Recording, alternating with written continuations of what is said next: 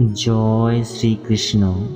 তাদের থেকে দূরে থাকুন যারা শুধু নিজেদের স্বার্থসিদ্ধির জন্যই আপনাদের সম্মান করে।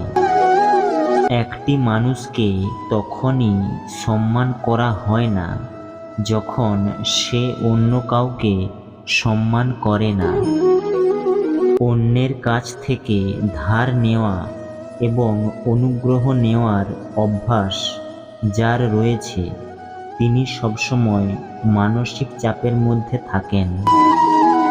আপনার দুর্বলতা কারোর কাছে প্রকাশ করবেন না, অন্যথায় লোকেরা সেটা নিয়ে উপহাস্য করা শুরু করবে।